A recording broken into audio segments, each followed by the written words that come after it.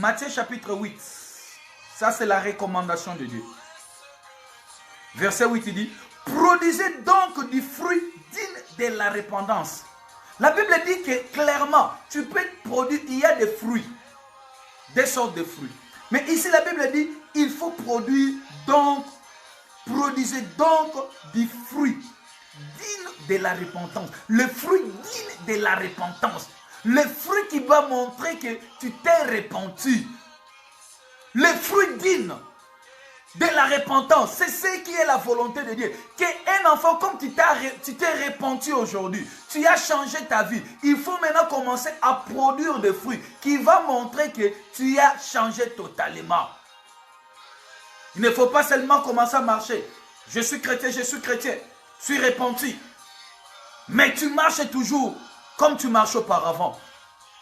Mais tu fais des choses de la même manière comme tu faisais avant même que tu puisses connaître Dieu. Non, non, non. L'Éternel dit que produisez des fruits dignes de la repentance. C'est ça la volonté de Dieu. Que l'Église puisse produire des fruits dignes. Une Église qui produira des fruits dignes de la repentance. C'est là où la gloire de Dieu va résider. C'est là où la gloire de Dieu restera. C'est là où la gloire de Dieu se manifestera. Une église qui ne produit pas les fruits dignes de la repentance, c'est une église morte. Une église qui prêche que la bénédiction, une église qui prêche que l'élévation, une église qui prêche que prospérité, mariage. Non, non. Une église doit prêcher la repentance, une repentance digne. Une église a le droit mort d'amener les gens au changement. Une église a le droit de faire le plante à produire des fruits. Parce que le vigneron dit, je suis là pour mettre le fumier. Quelle sorte de fumier, nous les pasteurs? Si les arbres ne donnent pas de fruits aujourd'hui, peut-être c'est notre problème, nos fautes, nous les hommes de Dieu. Parce que le vigneron ici, il dit que je mettrai le fumier. Quelle sorte de fumier que nous mettons aux plantes?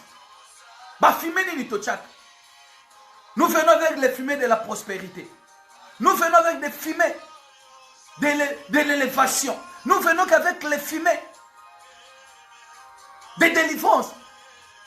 Mais tandis que les fumées que nous avons besoin de mettre aux plantes pour que les plantes puissent produire, c'est le fumet de la repentance. Si quelqu'un se répand sincèrement aujourd'hui, si quelqu'un reçoit Jésus-Christ sincèrement aujourd'hui, il produira les fruits.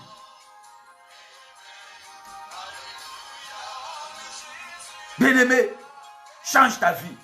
Dieu attend de toi que tu puisses produire le fruit digne de la repentance. Dieu n'attend pas. Il n'a pas seulement besoin de ta présence dans l'église, parce qu'il dit que cet arbre occupe le champ inutilement. Alléluia. Si tu ne produis pas les champs, Dieu te voit, tu es inutile. Si tu ne produis pas le fruit, quelles que soient les années que tu es dans l'église de Dieu, si tu n'as jamais produit le fruit digne de la repentance, bien aimé, ta présence dans l'église de Dieu est inutile. Si même moi, ton pasteur, je serai toujours là pour te flatter, mais ton Dieu, le Dieu qui est au ciel, il te voit inutile dans son champ. Alléluia. Produisez les fruits dignes de la repentance. C'est ça la volonté de Dieu. C'est ça la volonté de Dieu. Il a dit qu'il ne veut pas que le pécheur puisse mourir et qu'il se répande. Et comme tu t'as répandu, bien-aimé, commence maintenant à produire le fruit. Commence maintenant à produire le fruit. Commence maintenant à produire le fruit. Le fruit digne de la repentance. 20 ans, papa, biso to une expérience, biso de bato bande église. Mais parce que tu n'as jamais produit le fruit digne de la repentance. Je répète encore pour nous les hommes de Dieu. Notre mission est de mettre les fumées qui amènent à la repentance. Ne venez pas avec les fumées de quoi? De la prospérité, le fumet des voyages, le fumet des mariages, le fumet de la délivrance. Non!